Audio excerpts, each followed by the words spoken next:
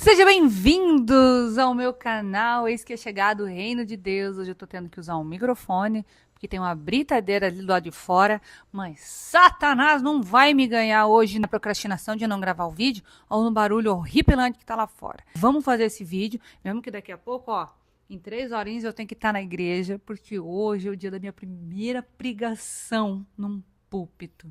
Hoje é um dia de romper em bênçãos, mas antes de eu ir para lá, eu vou pregar aqui para você, porque aqui também é um púlpito, porque aqui também ganho almas, porque aqui também há libertação e cura. Então, vamos orar e vamos dar continuidade à nossa série Andando pelo Espírito em Êxodo. Hoje nós vamos ler o capítulo 9, do versículo 8 ao 12. Nós vamos falar hoje das pragas da ferida purulenta. Então agora, Espírito Santo, eu te peço, vem sobre mim e vem sobre aquele que está assistindo esse vídeo agora, nesse momento. Eu não sei quem são as pessoas, mas tudo é sobrenatural e o Senhor sabe, conhece cada nome, cada intenção no coração e cada ferida purulenta que esta pessoa tem para curar. Que no dia de hoje eu declaro a unção do Espírito Santo de cura desce sobre você hoje e você será liberto e curado. No nome de Jesus, amém. Vamos lá, eis que é chegado o reino de Deus e a partir de agora a gente entra em guerra com nós mesmos. Então vamos lá, vou ler para vocês. Êxodo, pegue sua Bíblia, a partir do capítulo 9, a partir do versículo 8. A sexta praga, feridas purulentas. Disse mais o Senhor a Moisés e Arão: tirem um punhado de cinza de uma fornalha, e Moisés a espalhará no ar diante do faraó. Ela se tornará como um pó fino sobre toda a terra do Egito, e feridas purulentas surgirão nos homens e nos animais em todo o Egito. Eles tiraram cinza de uma fornalha e se puseram diante do faraó. Moisés a espalhou pelo ar, e as feridas purulentas começaram a estourar nos homens e nos animais. Nem os magos podiam manter-se diante de Moisés, porque ficaram cobertos de feridas como os demais egípcios. Mas o Senhor endureceu o coração do faraó, e ele se recusou a atender Moisés e Arão conforme o Senhor tinha dito a Moisés. Imagine, que loucura, porque a teimosia de Faraó faz com que não só Faraó venha a sofrer, mas todo o entorno dele. Eu imagino, né? O Faraó com certeza tinha uma esposa. Então, a esposa estava sofrendo, os filhos estavam sofrendo, todos os funcionários do palácio, menos os hebreus, né? Os hebreus já tinham sido separados disso, porque Deus queria mostrar que é a separação das pessoas que o servem. De restante, meus amigos, todo o Egito estava sofrendo, inclusive os seus animais. Que dó, não é? Mas você já parou para pensar quantas vezes nós agimos dessa forma, em forma de teimosia, e mesmo diante de avisos do Senhor, mesmo diante do que está acontecendo aqui agora. Eu não gostaria, mas eu imagino que tem gente que vai negar. E eu espero que não seja você. Tem gente que vai negar e ainda vai teimar e vai ficar agarrada a essa ferida purulenta. E o que a gente diagnostica rapidamente é que uma decisão ruim que eu tomo afeta todo o meu entorno. Faraó, naquele momento, ele não quer abrir mão daquilo que ele conhece como bom, porque a Bíblia cita que haviam 650 mil escravos homens, fora mulheres e crianças. Então, imagina, naquele momento na cabeça do faraó, que ele não quer abrir mão de todo o conforto, de todo o investimento nos escravos que ele teve, porque imagine se ele abre mão desses 650 mil, mais mulheres, crianças e animais, qual o tamanho da perca financeira para o Egito? Quanto tempo ele leva para restaurar e comprar tantos escravos para servir ele? Então ele não quer abrir mão daquilo que está fazendo mal, ainda que doa. E não só doa nele, mas doa em todos, inclusive os que ele ama. Aí a gente se pergunta também onde é que ele ia encontrar tanto escravo depois. Também isso não é problema nosso. E fora a perca financeira de ter que comprar mais escravos, não teria ninguém para produzir nada, porque os escravos eram todos os hebreus. Então, se eles vão embora, quem é que vai plantar, quem é que vai colher, quem é que vai fazer? Então, para o faraó, fazia muito sentido continuar negando a realidade, mesmo com perca financeira, física, emocional. Fazia muito sentido continuar negando. E nós somos assim também. Porque ainda que faça, que tenha sentido o que o Senhor está mandando fazer, e na maioria das vezes a gente não tem, porque eu estou vivendo bem, recentemente tenho vivido muito isso. O Senhor me manda fazer uma coisa, sacerdotes espirituais dizem para mim, não tem sentido isso. Para mim também não tem, mas eu vou obedecer porque é o que o Senhor está mandando fazer. Então, a palavra-chave aqui é sempre obediência com relação às pragas, porque Faraó desobedecia. E aqui só está mostrando para a gente como desobedecer tem um preço. O Senhor nos avisa. Ele fala o que nós ganhamos se não obedecermos, mas o que nós perdemos é sempre muito explícito. Muitas vezes a gente tem que obedecer sem ter certeza do que tem ali na frente. Mas vindo do Senhor, pode ser coisa ruim? Claro que não. Mas sabe o que de pior para o Faraó? Ele teria que abrir mão se deixasse os egípcios irem embora? Do orgulho dele. Orgulho ferido é demais, né? Como é difícil admitir que se tem orgulho. Como é difícil acessar essa área, romper e dizer assim, rasga, vai, chega. E para Faraó seria exatamente assim. Ter que romper no orgulho e admitir que os deuses ao qual ele servia não prestaram em nenhuma praga para defender ele. Em todos eles, Deus foi soberano, porque Deus é soberano sobre tudo e todos. E a pergunta que me faço agora é, o que a gente já perdeu por essa desobediência? Se você for lá em Deuteronômio 28, você vai ver que nós temos bênçãos por obediência e temos maldições por desobediência. E quão maravilhoso é saber o que de ruim pode vir sobre nós se desobedecermos, porque aí você começa a entender por quê. Por que eu não posso fazer isso ou aquilo? Por que não posso levantar esse altar? Quais as consequências? Você pode começar a se perguntar quais doenças você adquiriu desde que não quis liberar perdão. E essa é uma história de Mateus 18, capítulo 18, do versículo 34 ao 35, quando um servo decide que não vai perdoar o conservo. Então o rei que tinha perdoado o servo diz, então tudo bem, eu tinha te perdoado, você não perdoou o conservo, pois a partir de agora eu te entrego aos atormentadores, que são os demônios. E a partir de uma falta de perdão, você é atormentado por demônios de enfermidade, teu corpo físico, espiritual e emocional está completamente quebrado. A partir do momento que você libera perdão, as coisas começam a mudar porque você entra em obediência novamente. Porque a ordem do Senhor é que nós perdoemos, por mais difícil que seja.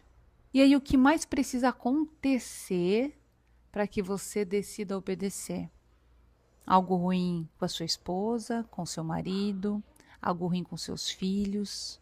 O que precisa acontecer para você obedecer, para você entrar em remissão de pecados? O que precisa acontecer para você se arrepender? O que precisa acontecer para você mudar? A decisão é sempre nossa. E até quando nós vamos conseguir sustentar o nosso orgulho? Em Provérbios 16, 18 diz assim: a soberba precede a ruína, na versão Arque, e na versão NVI diz: o orgulho vem antes da queda.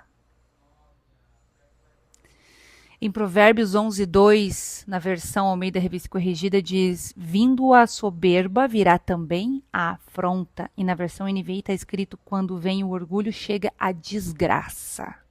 Cara, a Bíblia ela sempre traz tudo muito bem esmiuçadinho. Em Tiago 4,6 e 1 Pedro 5,5 diz a mesma coisa. Deus resiste aos soberbos, mas dá graça aos humildes.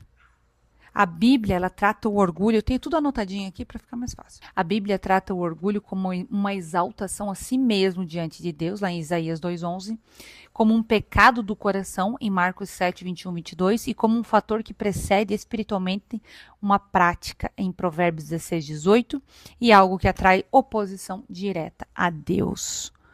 Orgulho também fala de idolatria a si mesmo.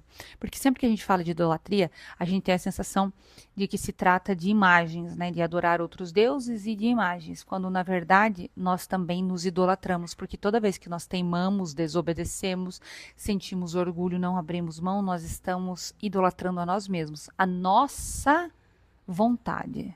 De que maneira queremos estar no centro da vontade de Deus se não conseguimos ter domínio próprio para soltar aquilo que está nos machucando? Às vezes eu fico chocada com o que eu escrevo, porque depois eu mesmo fico pensando, não é possível que eu escrevi isso. Tem uma história que conta assim, ó. Uma cobra passou perto de um serrote e esse serrote acabou cortando ela.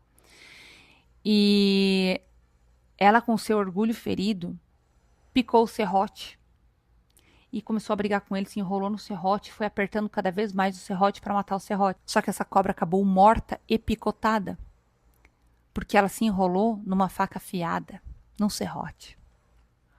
E ela não soube a hora de parar.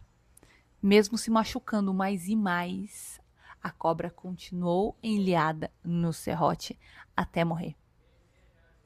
O que é que você não está conseguindo largar, que mais te machuca do que qualquer outra coisa? No que é que você se enliou? Em Provérbios 16:32, anota aí. Em 1 Tessalonicenses 4, do versículo 4 ao 5, e em Gálatas 5:24, fala da ira. Em Provérbios 25:28 e Gálatas 5:22, 23, fala do domínio próprio que nós temos que ter para ter condições de liberar perdão para alguém. E a verdade é que você não tem que sentir. Deus não fala sobre isso em nenhum lugar. Que você tem que sentir perdão para daí liberar. Ele diz que você tem que fazer. Deus sempre fala de ação antes de sentimento, de ação antes de ver. Porque nós agimos por fé e não por vista. Então você não tem que sentir algo para fazer. Você só tem que fazer, ainda que não sinta. 2 Coríntios 5:7 fala porque andamos por fé e não por vista. Hebreus 11:1 fala: ora, a fé é o firme fundamento das coisas que não se esperam e a prova das coisas que não se vê. E continuando, porque por ela os antigos alcançaram testemunho e você também vai. Continuando, pela fé entendemos que os mundos, pela palavra de Deus, foram criados de maneira que aquilo que se vê não foi feito do que é aparente. A fé precede manifestação. Ter fé é fazer sem ver, fazer sem sentir, fazer sem ter. Isso é fé. E a fé agrada ao Senhor. Tiago 1:22 diz: e sede cumpridores da palavra e não apenas ouvintes.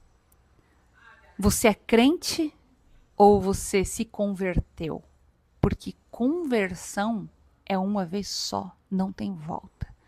Agora, frequentante de igreja, isso tem de balde, né? 1 Coríntios 9:27 diz: antes subjugo o meu corpo e reduzo-o à servidão. Ação governa sentimento. Você vai fazer sem sentir.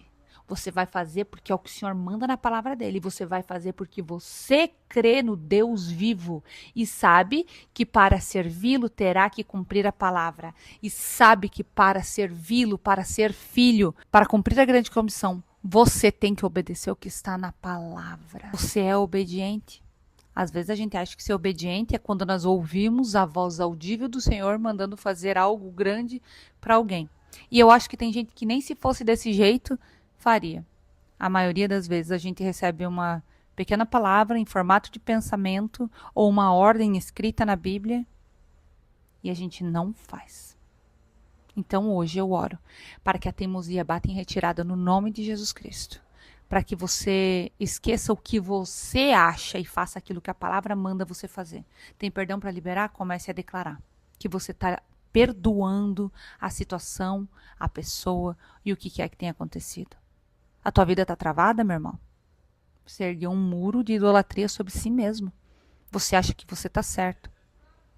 Enquanto você não entregar a justiça que você quer fazer com as suas próprias mãos, nas mãos do Senhor, as bênçãos que estão por vir não podem pousar em suas mãos porque a sua mão está ocupada com uma justiça que você quer fazer. E deixa eu te falar, não vai conseguir. Não vai conseguir. Porque a única justiça que é boa, perfeita e agradável vem das mãos do Senhor. Amém? Então eu espero que esse vídeo te traga cura e libertação hoje. Porque uma falta de perdão pode te matar.